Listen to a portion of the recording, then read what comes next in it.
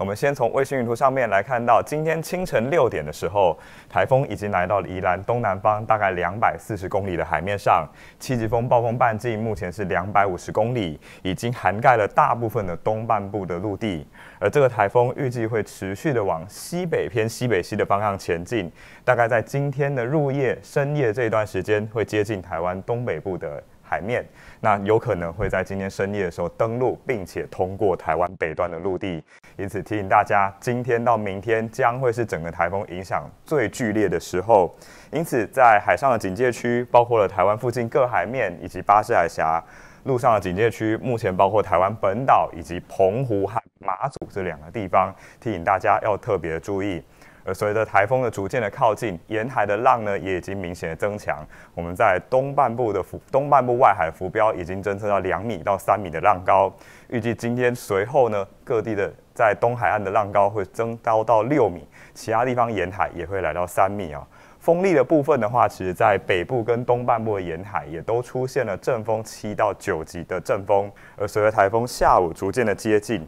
在各沿海的风力呢会进一步的增强啊。我们可以看到，几乎台湾的各个县市都有机会出现10到11级的强阵风哦。那尤其是在台风逐渐要接近的宜兰的这个地方，风力到今天傍晚可能会开始有12到13级的阵风。入夜之后，风力呢会进一步的转强哦。暴风圈逐渐的进入台湾陆地的时候，刚开始的风向是比较偏向于东北风哦，因此是以北部跟东北部还有包括花莲这边雨势呢会比较明显的转强。而到了今天下半天开始，随着台风进一步的靠近，偏西风也会让中南部地区的降雨也会明显的增强哦。所以在今天下半天开始，中部跟南部风雨也是会变得比较强一点。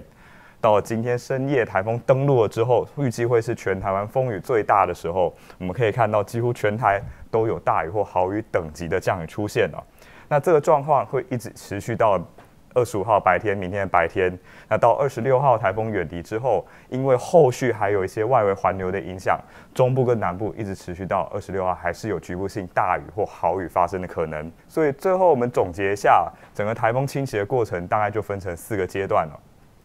今天白天暴风圈逐渐的碰触到陆地啊，所以北部、东半部风强雨大，中南部风雨也会逐步的增强。今晚到明天清晨将会是全台湾风雨最剧烈的时候，特别要留意台风中心很有可能会在深夜从宜兰或花莲附近登陆，要留意台风的动态。那明天台风进入海峡之后，西南风还是带来非常旺盛的水汽哦，所以西半部的风雨还是会非常大的，一直要到26号台风进一步远离之后，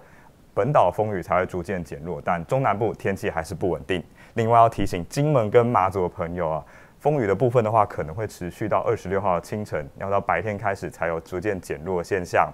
这一段时间，因为台风会夹带相当大量的雨量啊，所以我们预计在今天跟明天，中南部跟东北部的山区可能会出现超大豪雨哦。另外，在北部和台东的山区也会有大豪雨等级的状况，还有在嘉义以南的平地，我们也不排除会有大豪雨发生呢。气象署在稍早呢也持续的发布了豪大雨特报，要提醒大家特别留意风跟剧烈降雨所导致的灾害。大家好，我是黄光芹，欢迎每周一到每周三的中午12点到1点钟准时锁定汇流新闻网 YouTube 频道，和我们一起中午来开会。